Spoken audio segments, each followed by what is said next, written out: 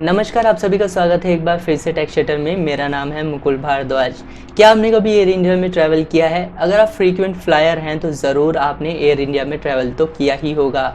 वहीं क्या आपने कभी डोमिनोज पिज़्ज़ा से जाकर पिज़्ज़ा खाया है या फिर ऑर्डर करके पिज़्ज़ा मंगाया है? तो ये वीडियो आपके लिए बहुत ज़्यादा ज़रूरी होने वाली है। अब मैं बताने वाला हूँ कि क्यों ऐसा मैं बोल रहा हूँ। आपको बताना चाहता हूँ इन दोनों कंपनियों का ही करोड़ों यूज़र्स का जो डेटा है वो इंटरनेट पर आ चुका है, ब्रीच हो चुका है, यानी कि हैकर्स ने इनका डेटा चुरा लिया है, उसको इंटरनेट पर बेचने के लिए डाल दिया है। अब आपको इससे कितना घबराना चाहिए, आपको इससे कितना नुकसान हो सकता है, हम इस वीडियो में जानेंगे और ये भी जानेंगे कि फ्यूचर में आप अपने डेटा को कैसे सिक्योर रख सकते हैं।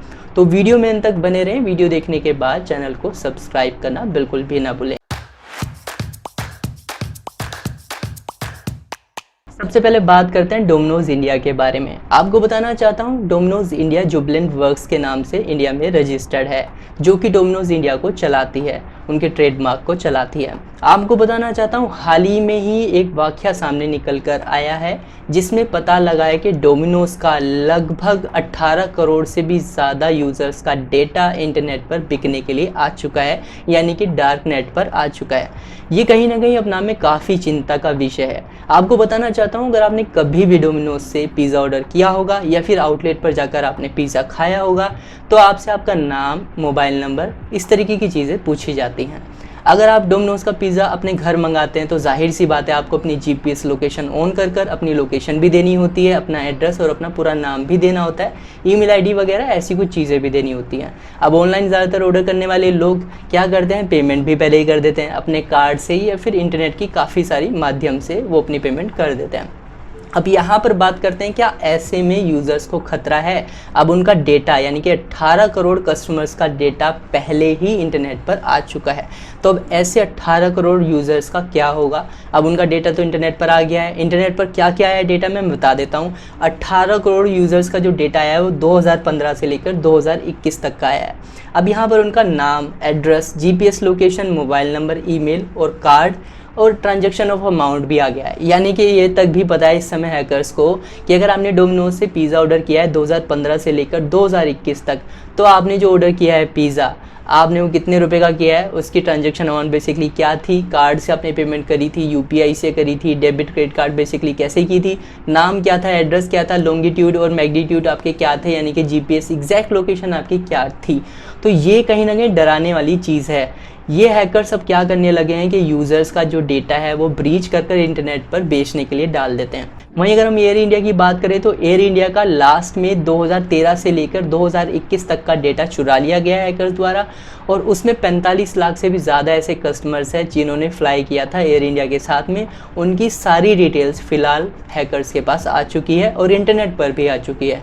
आप चाहें तो हैकर्स को पैसा देकर वो डिटेल्स खरीद सकते हैं। इस तरीके से हैकर्स यहाँ पर काम करते हैं। मतलब एयर इंडिया में अगर आपने ट्रैवल किया है, मान के चलिए आपने कोई इंटरनेशनल ट्रिप करी है, आपने अपना पासपोर्ट, वीज़ा नंबर तक भी एयर इंडिया को बताया होगा, तो वो सारी चीज़ें ब्रीच हो चुकी हैं। आपका एड्रेस से लेकर आपके आधार कार्ड और बाकी सारी आइडेंटिटीज़ भी आपकी ब्रीच हो चुकी हैं। तो सबसे पहले हम यहाँ पर बात करते हैं कि कंपनी हमारा डेटा स्टोर ही क्यों करती है। अगर कंपनी हमारा डेटा स्टोर ही ना करे तो चोरी ही नहीं होगा। अब ये कहीं ना कहीं जायज़ भी बात है। अगर पेड़ पे आम ही ना लगे तो चुराएगा कौन या फिर काटेगा कौन। आपको बताना चाहता हूँ कि देखिए, डेटा स्टोर करने के काफ़ी सारे रीजंस होते हैं। आजकल सबसे पहले माना ये जाता है कि अगर आप डेटा स्टोर कर लेते हैं तो कहीं ना कहीं आप कस्टमर रिलायबिलिटी देख सकते हैं। आप ये देख सकते हैं कि कस्टमर हमारा रिलायबल है या फिर नहीं है। भरोसेमंद कस्टमर होना भी ज़रूरी है। कई बार जो कस्टमर्स होते हैं वो फेक होते हैं और कंपनी को परेशान भी करते हैं, तो ये भी इसका रीज़न है। दूसरा है रिसर्च एंड डेवलपमेंट। बेसिकली कुछ कंपनी ऐसी होती हैं जो अपने डेटा को स्टोर करके रिसर्च करती है उनके पर कि किस तरीके के कस्टमर्स उनके पास हैं। मान के चलिए कंपनी ये देख सकती है कि उनके पास मेल कितने कस्टमर्स हैं, फीमेल कितने हैं, बच्चे कितने हैं और उनकी बेसिकली लोकेलिटी क्या है। वो जान सकते हैं कि इंडिया में मान लीजिए उनके पास 10 करोड़ कस्टमर हैं, वो जान सकते हैं सबसे ज़्यादा डोमिनोज के पास ऑर्डर कहाँ से आता है। उसके हिसाब से वो फोकस वहाँ ज़्यादा कर सकते हैं और अपने प्रोडक्ट को और भी बेहतर कर सकते हैं। वो ये देख सकते हैं कि मान के चलिए साल में 1 करोड़ लोगों ने डोमिनोज से पिज़्ज़ा ख़रीदा। वो ये देख सकते हैं कि जो 1 करोड़ लोगों ने हमसे पिज़्ज़ा खरीदा है उसमें शिकायत कितने लोगों ने की है। मान के चलिए अगर 30% 40% लोगों ने शिकायत कर दी तो डोमिनोज अपने प्रोडक्ट को और बेहतर करने की कोशिश करेगा। तो ये कहीं ना कहीं अपना में काफ़ी सारे रीजंस हैं जिसके लिए कंपनी डेटा स्टोर करके रखती है। इसीलिए डोमिनोज इंडिया ने डेटा स्टोर करके अपने सर्वर्स में रखा था। हालांकि इतने ज़्यादा सिक्योर सर्वर्स होते हैं कि हर कोई आसानी से, ऐसा नहीं है कि आपका पेन ड्राइव लगाया और डेटा चोरी कर लिया, ऐसा कुछ नहीं होता है। काफ़ी ज़्यादा इसमें मशक्क़त लगती है, घंटों और दिनों की मेहनत होती है, तब कहीं जाकर हैकर्स इस डेटा को ब्रीच कर पाते हैं, प्रोटोकॉल्स ब्रीच करके डेटा को चुरा पाते हैं। तो अब हम बढ़ते हैं दूसरे पॉइंट की तरफ। क्या उन यूज़र्स को खतरा होने वाला है जिन्होंने डोमिनोज इंडिया से पिज़्ज़ा खरीदा, जिनका डेटा ब्रीच होने की पूरी उम्मीद है, या फिर एयर इंडिया के साथ उन्होंने फ्लाई किया? दोनों ही तरीके से मैं बताना चाहता हूँ आपको कि बिल्कुल अगर आपने फ्लाई किया एयर इंडिया के साथ या फिर डोमिनोज से पिज़्ज़ा मंगाया, जिसमें से मैं भी यूजुअली मैं पिज़्ज़ा मंगाता हूँ, तो कहीं ना कहीं हमें बहुत ज़्यादा खतरा हो गया है। अब हमारे फ़ोन नंबर्स इंटरनेट पर आ गए हैं और जो इंटरनेट पर चीज़ें आ जाती हैं वो हमारे हाथ में नहीं रहती। हो सकता है किसी अननोन बंदे का आपको कॉल आए, हो सकता है किसी अननोन ईमेल से आपको मेल आए, तो कहीं ना कहीं ये काफ़ी ज़्यादा खतरे की बात हो जाती है।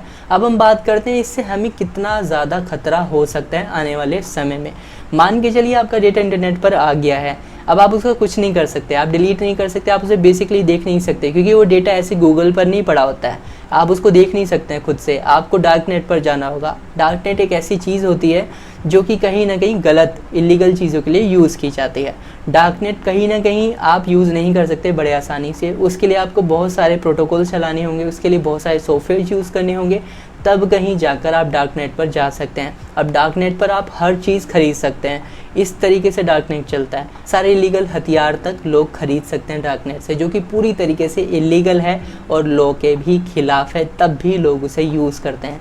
करोड़ों यूज़र्स हर साल डार्क नेट पर जाकर इलीगल गतिविधियाँ, इलीगल चीज़ें करते हैं। अब बताना चाहता हूँ कि जो डेटा होता है वो डार्क नेट पर ही जाता है, ना कि गूगल पर आप इसको आसानी से ट्रेस कर सकते हैं। डार्क नेट पर जब जाता है तो हैकर्स आपसे कुछ पैसे की डिमांड करते हैं और बोलते हैं कुछ पैसे देकर आप इस डेटा को हमसे खरीद सकते हैं, डाउनलोड कर सकते हैं।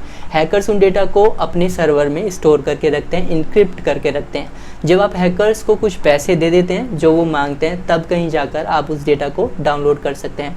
अब हम जानेंगे कि कैसे कंपनियां इन चीज़ों से बच सकती है।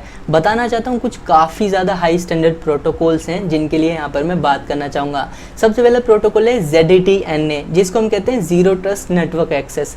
बेसिकली ये जो प्रोटोकॉल है ये तब यूज़ किया जाता है जहाँ पर हम अपने ही नेटवर्क पर भरोसा ना करें। मान के चलिए आज मेरी कंपनी है जिसमें 1000 लोग काम कर रहे हैं, तो मैं 1000 लोगों पे ट्रस्ट नहीं करना चाहता, क्योंकि मुझे पता है मेरे लिए मेरा डेटा बहुत ज़्यादा ज़रूरी है। तो यहाँ पर मैं कुछ इस तरीके के प्रोटोकॉल चला कर रखूँगा कि मेरा हर एक इंसान उस डेटा को एक्सेस कर ही नहीं सकता। इवन कंपनी के इंटरनल्स भी उसको एक्सेस नहीं कर सकते जब तक उनको कुछ अथॉरिटी ना दी जाए। तो ये कहीं ना कहीं काफ़ी अच्छी चीज़ है। मान के चलिए आप एक लॉकर अपने घर में रखे हैं, आपने इसमें चाबी लगाई, आपका लॉकर खुल गया, पर क्या हो अगर उसी लॉकर में 3 दरवाजे हों, आपको पहला दरवाज़ा खोलना हो, दूसरा और फिर तीसरा, तब जाकर आप लॉकर में रखे पैसे, गहने, अपनी ज़रूरी चीज़ें यूज़ कर सके, इस्तेमाल कर सके। कुछ इसी बेसिस पर ये प्रोटोकॉल बनाया गया है, जिसमें यूज़र्स को अगर डेटा एक्सेस करना है, अपना ही डेटा बेसिकली आपको एक्सेस करना है, तो आपको कुछ प्रोटोकॉल्स के ज़रिए, कुछ गेट्स के ज़रिए जाना होता है, तब कहीं जाकर आप अपना डेटा एक्सेस कर सकते हैं। वहीं दूसरे प्रोटोकॉल की मैं बात करता हूँ DLP, जिसे हम कहते हैं डेटा लॉस प्रिवेंशन। बेसिकली इसमें हम क्या करते हैं, अपने डेटा को इतना सिक्योर करने की कोशिश करते हैं कि अगर हमारा डेटा कोई चुरा भी ले, डेटा हमारा कोई डिलीट भी कर दे, तब भी हम उसकी एक कॉपी बनाकर अपने पास रख सकते हैं, जिसको हम इनक्रिप्टेड फॉर्म में अपने पास रखते हैं। और हम ये कोशिश करते हैं कि जो हमारा डेटा है वो लॉस ही ना हो। तो ये कहीं ना कहीं काफ़ी अच्छी चीज़ है। वही हम तीसरी चीज़ की बात करते हैं XDR, इसे कहते हैं एक्सटेंडेड डिटेक्शन एंड रिस्पॉन्स। इसमें बेसिकली होता क्या है कि डिटेक्ट करता है कि सबसे पहले कि कौन सा मालवेयर या फिर कौन सा वायरस हमें अटैक करने की कोशिश कर रहा है। बताना चाहता हूँ अगर कोई भी आपका डेटा ब्रीच करने की कोशिश कर रहा है, आपके सिस्टम में घुसने की कोशिश कर रहा है, वो हैकर हो सकता है आपको कोई जान पहचान वाला ही हो जो कि थोड़ी बहुत हैकिंग जानता हो, तो उनको कुछ प्रोटोकॉल चलाने होते हैं, अपनी सिस्टम से कुछ कमांड देनी होती है, तब कहीं जाकर वो आपके नेटवर्क को एक्सेस करने की या अटैक करने की कोशिश करते हैं। अब वो अटैक भी ऐसे नहीं कर सकते हैं कि आपने किसी ने आपका IP एड्रेस लिया और IP एड्रेस लेते ही सीधा उन्होंने अटैक करना शुरू कर दिया, वो इतना सिंपल नहीं होता है। उसमें बेसिकली होता क्या है, अटैकर आपके IP एड्रेस को लेकर कुछ मालवेयर इंसर्ट करने की कोशिश करता है। आपके सबसे पहले इंटरनेट को एक्सेस करने की कोशिश करता है और उसके ज़रिए कुछ मालवेयर आपके सिस्टम में इन्फेक्ट करने की कोशिश करता है। जब वो ऐसा करने में कामयाब हो पाता है तब कहीं जाकर वो आपका डेटा चुरा सकता है। तो ये कहीं ना कहीं काफ़ी बड़ी चीज़ें हैं। तो इसमें प्रोटोकॉल में यही होता है कि वो आपका डेटा प्रिवेंट करता है किसी भी अटैक से। मान लीजिए कोई अटैक होने वाला है तो सबसे पहले तो ये चेक करता है सिस्टम कि ये अटैक किस तरीके का है, ये मालवेयर किस तरीके का है। ऐसा तो नहीं है मालवेयर वन टाइम आया या फिर ये रेप्लिकेट कर सकता है, और उसी के हिसाब से वो रिस्पॉन्स करता है। तो इसीलिए ये 3 बड़े प्रोटोकॉल मैंने आपको यहाँ पर बताया। अगर कंपनी इन प्रोटोकॉल को इम्प्लीमेंट करे एक लार्ज स्केल पे, क्योंकि ये टेक्नोलॉजीज बहुत ज़्यादा एक्सपेंसिव है, बहुत ज़्यादा महंगी है, तो कहीं ना कहीं कंपनियों को कुछ इसी तरीके के प्रोटोकॉल्स यूज़ करने होंगे अपनी सिस्टम को सिक्योर करने के लिए, अपने सर्वर्स को सिक्योर करने के लिए। अब इन चीज़ों से आप कैसे बच सकते हैं? सबसे पहली बहुत ही बड़ी और ज़रूरी चीज़ मैं आपको बताना चाहूँगा, जिस भी वेबसाइट पर आप जाते हैं, जिस भी मोबाइल एप्लीकेशन को आप यूज़ करते हैं, सबसे पहले आप अपने मोबाइल में जाकर चेक करिए, आप अपने लैपटॉप में जाकर चेक करिए कि आपने किस किस सॉफ्टवेयर को, किस किस मोबाइल एप्लीकेशन को, किस किस गेम को आपने क्या परमिशन दी हुई है।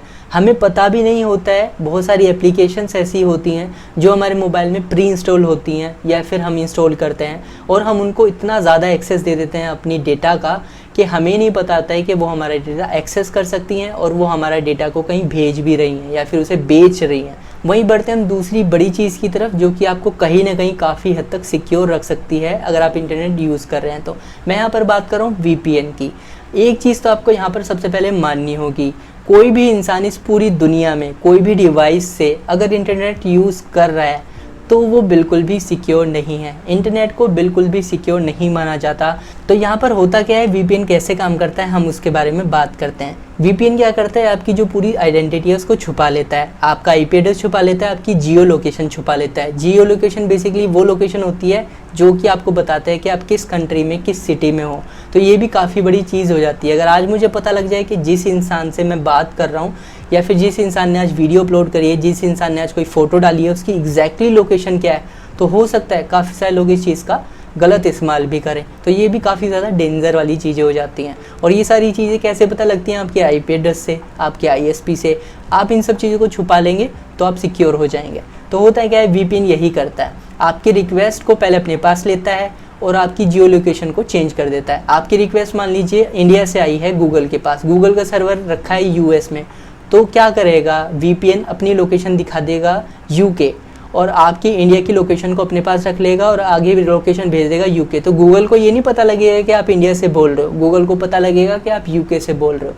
फिर गूगल क्या करेगा, वही रिक्वेस्ट UK को भेज देगा, UK वाली रिक्वेस्ट वापस इंडिया आ जाएगी। तो बेसिकली VPN एक मीडिएटर का काम करता है, आपकी रिक्वेस्ट को एक्सचेंज करता है, आपकी रिक्वेस्ट को एक्सचेंज करके सर्वर के पास भेजता है, सर्वर की रिक्वेस्ट को एक्सचेंज करके आपके पास भेजता है। और ये मीडिएटर काफ़ी ज़्यादा रिलायबल होना भी ज़रूरी है। काफ़ी सारे VPNs ऐसे मार्केट में आ गए हैं जो कि आपका डेटा खुद से ही ब्रीच कर रहे हैं। मान के चलिए आप VPN को यूज़ कर रहे हैं और आपको ही पता लग रहा है कि आपका VPN ही आपसे धोखाधड़ी कर रहा है, तो ये भी बहुत ज़्यादा इंपॉर्टेंट हो जाता है।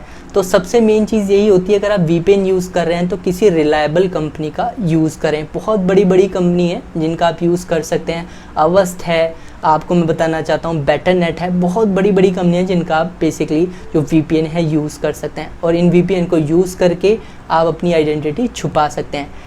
वहीं तीसरी और आखिरी बात मैं बताना चाहता हूँ जिससे आप अपनी डिवाइसेस को अपने आप को सिक्योर बना सकते हैं, वो है एंटीवायरस। अगर आप अपनी डिवाइसेस में एंटीवायरस इंस्टॉल कर लेते हैं, भले ही वो आपका मोबाइल हो या फिर आपका लैपटॉप हो, तो काफ़ी हद तक आप अपने आप को सॉफ्टवेयर लेवल पर सिक्योर बना सकते हैं। बड़ी बड़ी कंपनियाँ तो क्या करती हैं, फायरवॉल यूज़ करती हैं जो कि उनके इंटरनेट को किसी को एक्सेस करने से रोकता है, किसी भी मालवेयर सॉफ्टवेयर को इंजेक्ट करने से रोकता है। हम तो इतनी बड़ी डिवाइसेस नहीं कर सकते क्योंकि वो लाखों में आती हैं।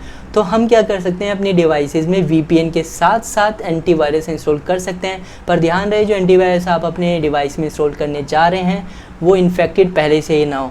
अभी क्या करने लगे हैं हैकर्स, आपको बहुत सारे सॉफ्टवेयर फ्री में प्रोवाइड कराने लगे हैं या फिर आपको टोरेंट पे ऐसी वेबसाइट्स पर आपको बड़े आराम से मिल जाएगा।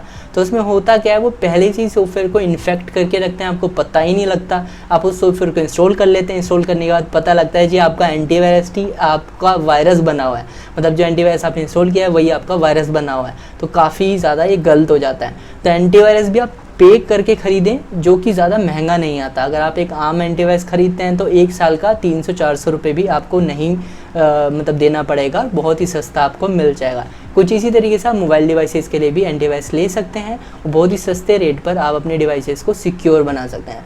बहुत ही अच्छे एंटीवायरस अगर मैं आपको बताऊं आज की डेट में, तो सबसे बड़ा एंटीवायरस जो मैं अभी यूज़ करता हूं सिमेंटेक का है, जो कि बहुत ही अच्छा है और उसकी रिलायबिलिटी पर सच में कोई शक नहीं किया जा सकता, बहुत ही अच्छा सॉफ्टवेयर है। उसके दूसरे नंबर पर मेरे हिसाब से आता है बिटडिफेंडर। बिटडिफेंडर भी बहुत ही अच्छा एंटीवायरस है, मैंने काफ़ी यूज़ किया है।